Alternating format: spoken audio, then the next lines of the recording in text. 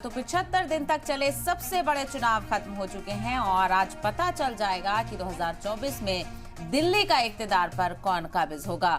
हालांकि exit poll दावा कर रहा है कि एनडीए इत्तेहाद हैट्रिक की तैयारी में है, लेकिन इंडिया इत्तेहाद का दावा है कि वो एग्जिट पोल को नहीं मानते हैं और इस बार बीजेपी को दिल्ली की कुर्सी छोड़नी ही होगी। आखिर कौन बना रहा है सरकार और किसको करना पड़ेगा इंतजार। देखते रहिए सलाम टीवी की सबसे बड़ी कवरेज और सबसे सही एनालिसिस एक्सपर्ट के साथ, खास पैनल के साथ लगातार चर्चा करेंगे। तो मुल्क में किसकी सरकार बनेगी, आज हो जाएगा फैसला। 8 बजे से वोटों की गिनती शुरू होगी, तो सुबह तेज हो गई है और मुल्क भर में ही कल से इसको लेकर तैयारियां देखने को मिल रही थी।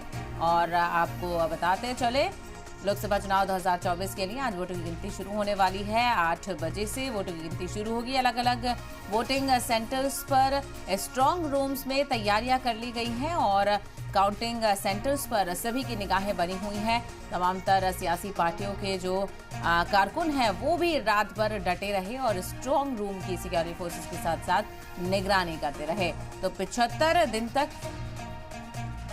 चले सबसे बड़े चुनाव खत्म हो चुके हैं और आज पता चल जाएगा कि 2024 में दिल्ली के इक्तिदार पर कौन काबिज होगा। तो यूपी बिहार से निकलकर दिल्ली का रास्ता कहा जाता है। ऐसे में देखना बेहद अहम होगा कि यूपी बिहार में भी किस तरह से सीटें निकलती हुई नजर आएंगी। तो वहीं लोकसभा चुनाव 2024 के लिए आज वोटों की गिनती होनी है। सुबह 8 बजे से काउंटिंग शुरू होगी। सबसे पहले होगी पोस्टल बैलेट की गिनती। कांग्रेस की तरफ से भी इसको लेकर गुहार लगाई गई थी। इलेक्शन कमीशन से कहा गया था कि पहले पोस्टल बैलेट की गिनती की जाए और सुबह 8 बजे से पोस्टल बैलेट की गिनती शुरू होगी और उसके बाद जब पोस्टल बैलेट की गिनती खत्म हो जाएगी उसके बाद ईवीएम से वोटों की गिनती भी शुरू की जाएगी।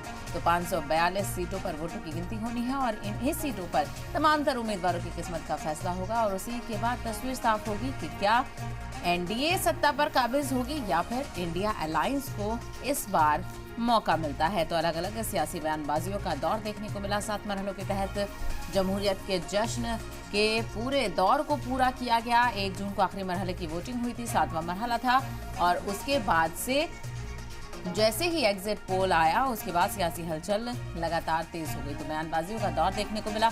एक तरफ इंडिया अलायंस है, उसे अभी भी उम्मीदें हैं कि अभी भी ये कहा जा रहा है कि जो एग्जिट पोल आए हैं वो एग्जैक्ट नहीं है, लेकिन ये देखना बेहद दिलचस्प होगा कि एग्जिट पोल कितना एग्जैक्ट निकलकर सामने आता है, क्योंकि तमाम तर जो एग्जिट पोल किए गए हैं उनमें एनडीए को सबकत हासिल हो रही है। तो वहीं इंडिया अलायंस भी हालांकि कदरे बेहतर करता हुआ नजर आ रहा है, लेकिन सरकार बनाने के लिए उतनी जो सीटें हैं वो यहाँ पर नहीं मिल पा रही हैं। तो आज सभी की निगाहें शुरू से ही वोटों की गिनती पर टिकती हुई नजर आएंगी। तस्वीरें भी आपको दिखाएंगे अलग अलग जगहों से और अलग अलग लीडरान के रिएक्शन भी सामने आएंगे। सुबह से ही जो लीडरान है, जो उम्मीदवार हैं, वो पूजा पाठ में लग जाएंगे, मंदिर के दर्शन किए जाएंगे और परिवार का, भगवान का आशीर्वाद देते हुए नजर आएंगे और उम्मीद यहाँ पर की जाएगी कि कहीं ना कहीं उनकी जीत हासिल हो। तो सभी की जो निगाहें हैं वो अब वोटों की गिनती पर टिकी हुई हैं।